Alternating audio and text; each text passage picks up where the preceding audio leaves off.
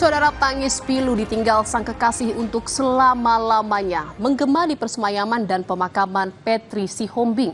Sayangnya, duka dan tangisan yang dipertontonkan itu ternyata palsu. Suami Petri, Wadison Pasaribu, dengan lihainya mencucurkan air mata di depan jenazah sang istri yang ia bunuh sendiri dengan tangannya. Petri sempat dikira menjadi korban perampokan karena ditemukan tak bernyawa di rumahnya dengan kondisi tangan terikat. Wadison bahkan mematangkan skenario dengan ikut berpura-pura terluka. Air mata dan sandiwara dilakukan Wadison demi untuk menutupi aksi kejanya pada sang istri.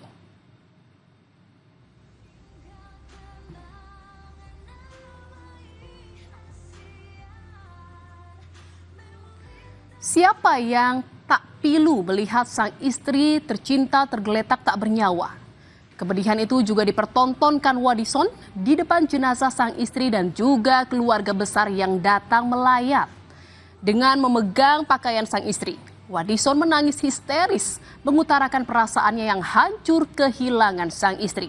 Tapi siapa mengira tangis Wadison rupanya hanyalah tangis penyesalan dan ketakutan atas perbuatannya menghilangkan nyawa sang istri.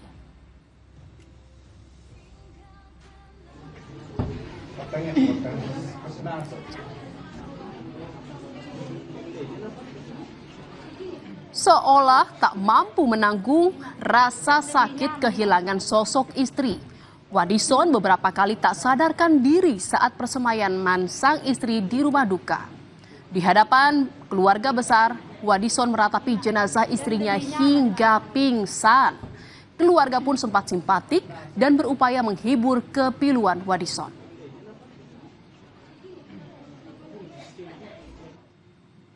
Keluarga dan kerabat mengantarkan jenazah Petri hingga ke pemakaman di TPU Sayar, Kecamatan Taktakan, Serang, Banten.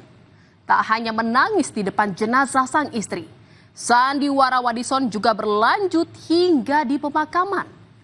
Wadison terlihat termenung dan di depan pusara istrinya. Ia seolah kehilangan semangat hidup kala melepas kepergian sang istri untuk selamanya. Sandiwara Wadison hingga di pemakaman hari itu sama sekali belum memantik curiga pihak keluarga.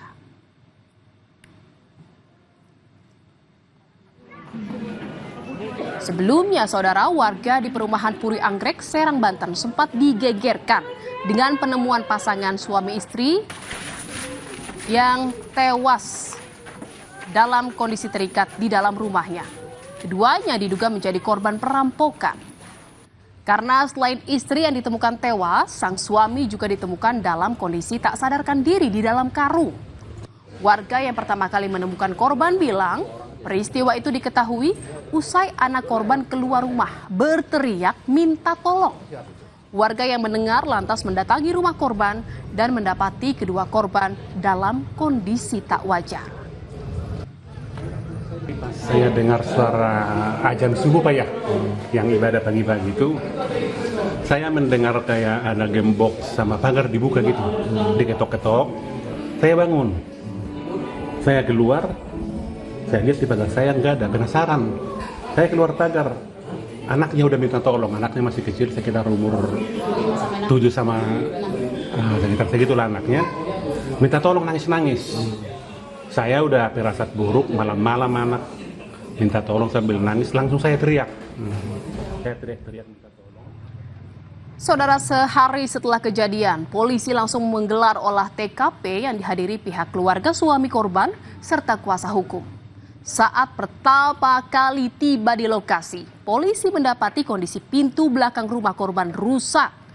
Adanya barang korban yang hilang, yakni perhiasan, menguatkan dugaan adanya perampokan disertai pembunuhan. Selain itu mencuat juga dugaan adanya motif perselisihan soal jual beli tanah yang melatari pembunuhan Petri Sihombing. Namun kakak kandung suami korban membantah kabar tersebut. Kalau masalah jual beli tanah, setahu saya ya, adik saya bukan menjual tanah, malah membeli ya. Oke. Tapi setahu saya masalah jual belinya nggak ada permasalahan kok sampai sekarang. Siap. Jadi kalau masalah beli tanah, adapun berita-berita di media sosial yang kurang enak kalau itu hoax. Saudara, kejanggalan atas kematian korban mulai dirasakan oleh keluarga suaminya, Wadison.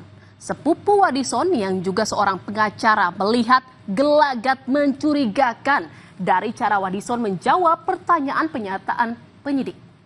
Jawaban Wadison dianggap tidak lugas. Dan setelah diinterogasi keluarga, Wadison akhirnya mengaku bahwa dirinya lah yang membunuh istrinya, Petri Sihombing. Pelaku mengaku kalap dan terbawa amarah, kemudian membunuh istrinya serta merekayasa kasus perampokan. Paginya ya langsunglah dibujuk-bujuk keluarga. Sebenarnya dia sudah mau mengaku gitu pada awalnya waktu pemeriksaan di kepolisian itu. Kemudian jam 7.30 malam dia mengaku secara resmi kepada kami bahwa dialah pelakunya ya. Dan saat itu juga saya sarankan supaya kami serahkan ke Polres Serang Kota. Setelah dia melihat istrinya sudah meninggal, dia juga panik dia. Diri yang mengacak-acak rumah itu, dia sendiri yang mengikatkan diri, dia sendiri yang masuk ke karung. Saudara, polisi akhirnya menangkap Wadison Pasaribu setelah pelaku mengakui membunuh istrinya karena emosi saat terlibat pertengkaran. Kepada polisi, pelaku mengaku menganiaya korban hingga tewas dan merancang peristiwa perampokan untuk menutupi perbuatannya. Di hadapan polisi, pelaku juga memperagakan saat ia pura-pura masuk ke dalam karung untuk menyamar sebagai korban perampokan. Suami korban adalah pelaku pembunuhan yang sudah direncanakan. Ya. Tadi kita sudah sama-sama melihat bagaimana pelaku merekayasa ya kegiatan atau tindakan pembunuhan berencana dibuat seolah-olah kejadian pencurian dengan kekerasan, sakit hati, kesal dengan istrinya.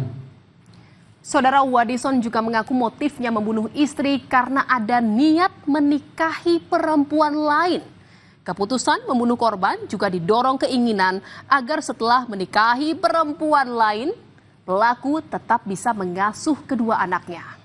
Wadison mengaku bahwa istrinya memang sudah mengetahui adanya perselingkuhan. Namun pada malam sebelum kejadian tak ada cekcok antara keduanya. Selingkuh, istri saya terus berkatanya terus Pak. Saya nggak bisa sampai sedikit, dia nggak bisa. Berkatanya terus Pak, yang menyamain saya sama suami orang terus.